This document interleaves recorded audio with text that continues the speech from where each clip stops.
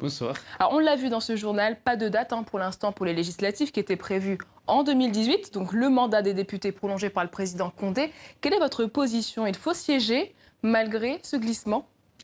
Bon, écoutez, d'abord, il faut rappeler que malheureusement, la Guinée ne fonctionne pas conformément à la Constitution, loi. L'organisation des élections ne doit pas dépendre du président de la République, c'est du domaine de la loi. Michel Alpha Condé n'a pas voulu cette fois-ci encore organiser à bonne date les législatives.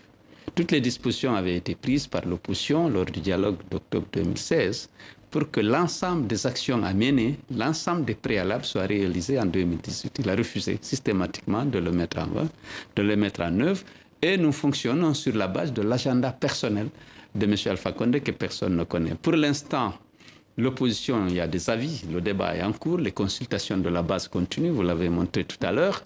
Nous n'avons pas pris de décision. Mais vous, en tant que chef de file de l'opposition, que dites-vous concrètement à vos députés à l'Assemblée? Politique de la chaise vide ou pas? Je suis derrière la base, les militants. On est en train de consulter les structures de la base pour savoir qu'est-ce qu'il y a lieu de faire.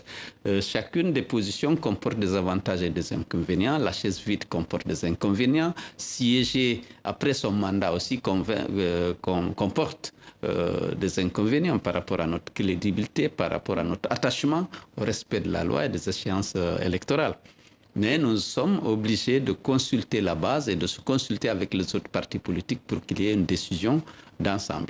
Alors admettons, si demain, du fait du report des législatives, la présidentielle doit être repoussée, vous faites quoi? Ce n'est pas lié. Le mandat du président, rien n'est prévu. Il faut que l'élection présidentielle ait lieu à bonne date. Si ce scénario arrive, qu'est-ce que vous faites? On n'acceptera pas. On n'acceptera pas que M. Alpha Condé prolonge son mandat au-delà de son terme. Est-ce que la solution, c'est d'organiser les législatives et la présidentielle en même temps en 2020? Non, je pense que ce n'est pas bon de les faire en même temps. Il faut qu'on fasse tout pour organiser les élections législatives avant la fin de l'année. Et c'est le manque de volonté politique qui a empêché qu'elle le soit à la date prévue par la loi. J'espère il faut qu'on pousse le gouvernement et la CENI à faire en sorte que ces élections aient lieu avant la fin de l'année pour qu'il n'y ait pas de superposition de deux échéances importantes en 2020. Alors ces derniers mois, vous avez contesté en vain les résultats des élections locales. Maintenant, ce glissement, c'est quoi aujourd'hui la marge de manœuvre pour l'opposition guinéenne? L'opposition guinéenne, c'est d'exiger par tous les moyens légaux, y compris par les manifestations pacifiques, le respect de la loi, le respect des accords politiques, le respect du choix du peuple lorsqu'il s'agit. Ce n'est pas le cas depuis des mois, pourtant vous manifestez. Oui, on manifeste depuis des mois pour exiger que les vrais résultats soient publiés, que les accords politiques soient respectés, que la loi fondamentale et les autres lois de la République soient respectées. On a des difficultés à faire accepter ça par M. Alpha Condé parce qu'il n'a jamais eu à cœur de respecter son serment, de respecter et de faire respecter la Constitution. Est-ce que finalement l'opposition n'est pas clairement dans une impasse? Non, pas du tout.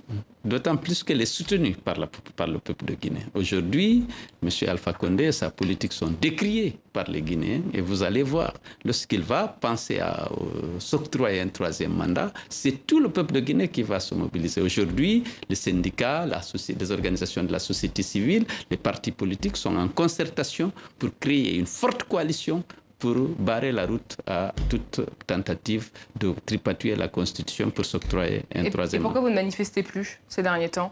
On sent une sorte d'accalmie à Conakry notamment.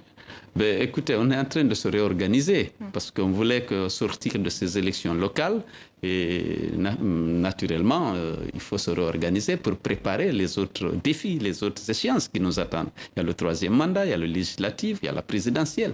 Tout ça, c'est des défis auxquels on se prépare à faire face pour ne pas qu'on s'épuise tout à fait pour les élections locales alors que nous savons qu'il y a beaucoup d'autres défis à relever. Et justement, après l'expérience des élections locales, est-ce que vous seriez prêt à boycotter la présidentielle de 2020 si elle se tenait à temps?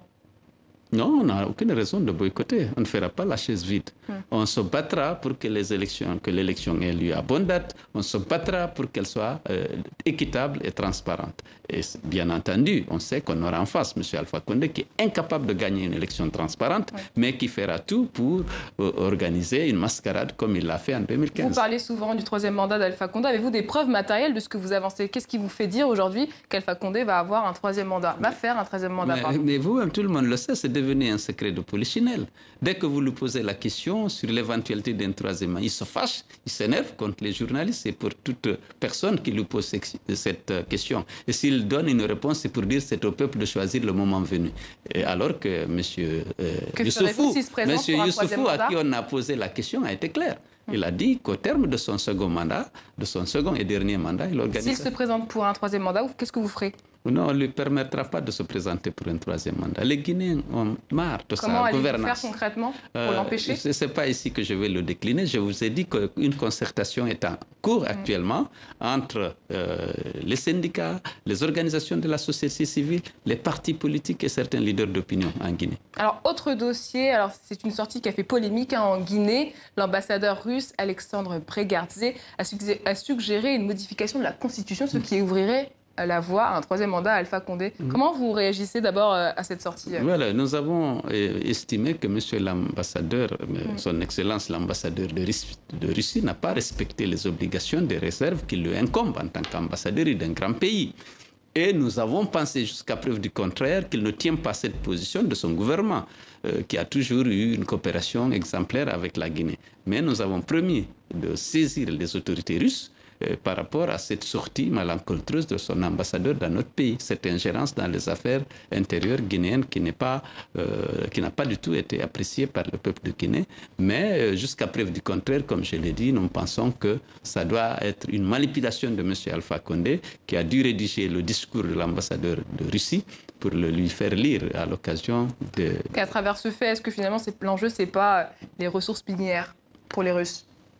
Bon, pour le moment, nous attendons, nous allons saisir le gouvernement russe pour obtenir des clarifications. Nous pensons qu'il n'a pas intérêt à s'ingérer dans les affaires intérieures. C'est du ressort de la souveraineté du pays.